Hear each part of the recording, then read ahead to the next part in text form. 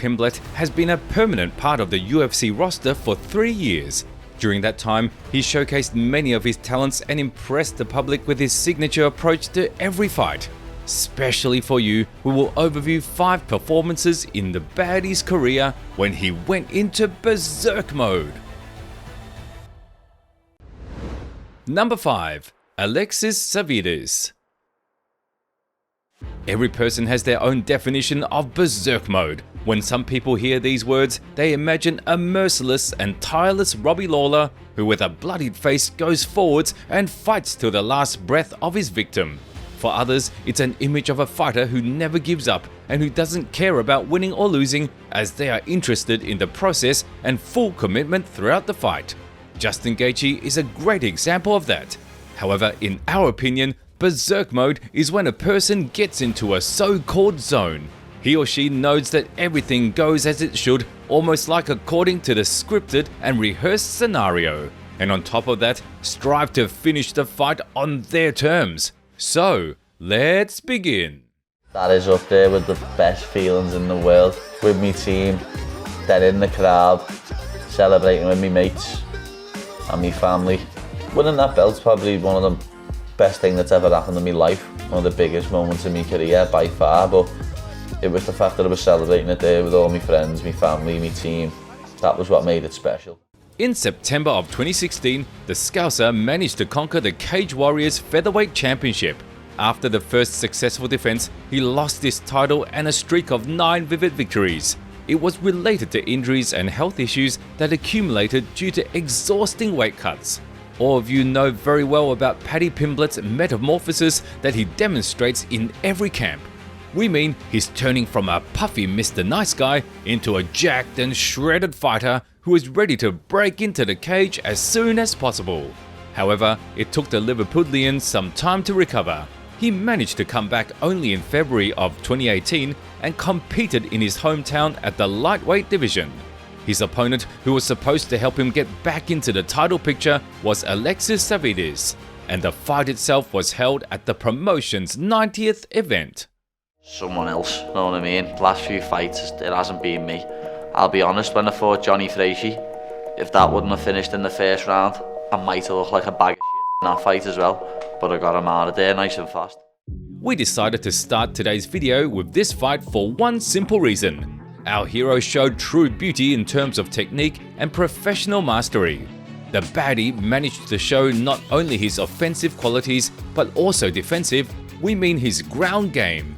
For some reason, the Greek fighter believed he could go against baddie on the ground and thought that he could scare him with submission attempts. When the fight got to the second round, Pimblett highlighted the difference in their preparation and clearly showed the gap in their levels. Take a look for yourself. In less than a minute, a cornered Scouser pushed off the mat and transitioned to a flying triangle, and a few seconds later turned it into an armbar. A devastating combination made Savvidis surrender, and our hero successfully returned to the winning path. Amazing! Hey, you know I've been wanting to get back in this cage, mate. Nothing better than whipping that flying gear out in front of the echo, man. He's got the angle, he's got the extension! Oh, there's the submission! Paddy the Baddy is back! Unbelievable! Number 4. David Martinez.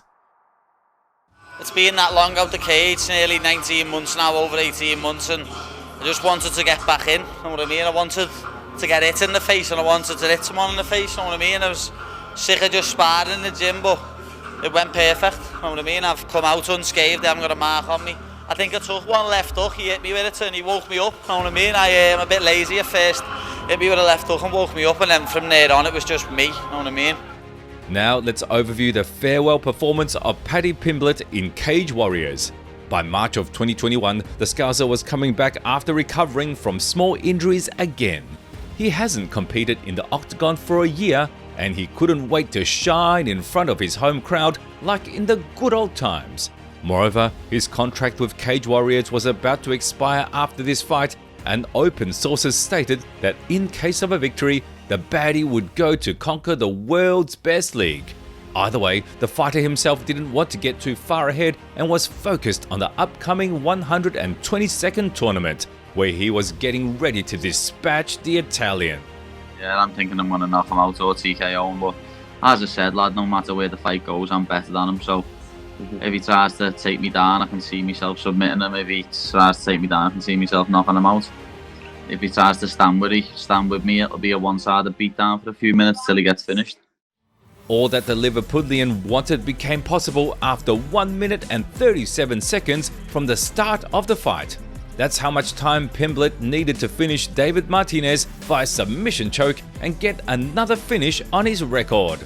I did say it was going to be done in one, know what I mean? I said it would be done quicker than Decky Dalton, and it was, know what I mean? There's levels to this. There's levels to this MMA game, and no disrespect to David, but he's just not on my level. I'm levels above him. And I think lessons were learned in that Soren back fight, chasing that rear naked choke throughout the whole round. He softened it off. It's over! Beautiful Paddy, work. the Paddy is back! Wow. Absolutely flawless. Number 3. Johnny Frachet. Another one of Paddy's performance in Cage Warriors, if you don't mind.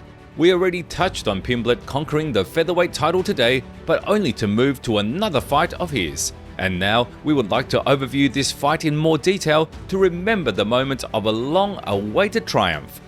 On September the 10th of 2016, Paddy, being a highly promising prospect, racked up a streak of 7 bright victories. Besides that, his overall record was 11 victories and 1 loss. Inside the octagon, he already had 5 successful performances, while the other 2 took place in a smaller league. By the way, he conquered the championship there as well. But that's a whole different story. Anyway, at CW78, the Scouser shared the octagon with Johnny Frachet to contest the belt of a more prestigious promotion. The interview you are going to watch right now addresses Paddy's haters, whom he put in their place in a more or less restrained manner when responding to the statements that he is not that good as a fighter. you know what I mean? Stick to your day job, lad. Don't get involved in our shit. This is what we do professionally, not you. So stick to what you do, you little armchair keyboard warrior. You might be surprised, or maybe not, but in this fight, the prospect from Liverpool showed the world something different rather than his skills on the ground. Paddy Pimblett proved that the hard work he put in year after year was not for nothing. He stunned his opponent with a flying knee, then added a destructive combination of a right and left hand, which didn't leave Frachet any chances to survive. The baddie finished him via TKO in 1.5 minutes and became the Cage Warriors Featherweight Champion. Feels amazing, know what I mean, to go out there in front of my own crowd and put on a performance like that. It was something special, know what I mean. It's something I'll never forget for the rest of my life. Flying in a big right hand, Paddy Pimblett! He's done it! Paddy Pimblett is the new Cage Warriors Featherweight Champion of the world! Number 2. Luigi Vendramini. I can't be doing that. I'll be so disappointed in myself if he gets out the second round. That simple. I'm coming in to finish him and finish him in emphatic fashion and go home with a nice bonus check. That's my plan. The new star of the world's best league was born on September 4th of 2021. As you already know from today's video, the last fight of the baddie in Cage Warriors happened in March. After the win over David Martinez, the representatives of the major MMA organization reached out to Paddy and his team to talk about the details of their collaboration.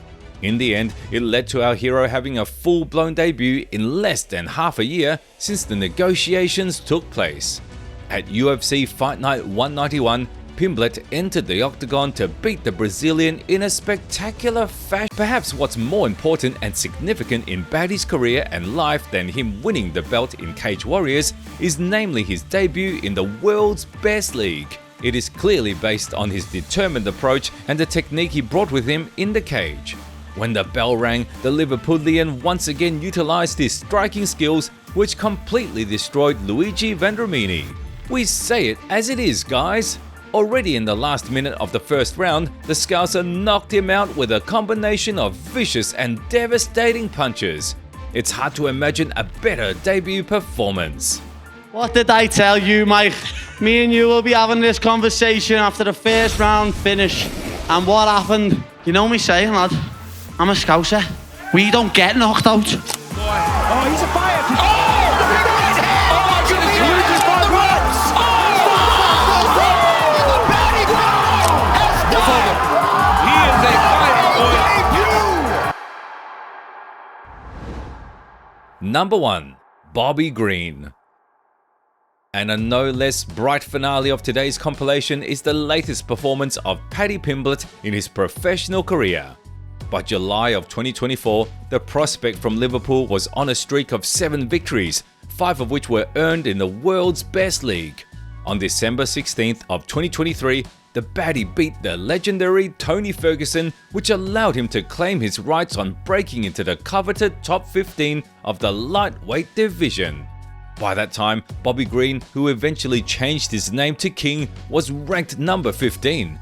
It was a godsend opportunity for UFC 304 in the summer.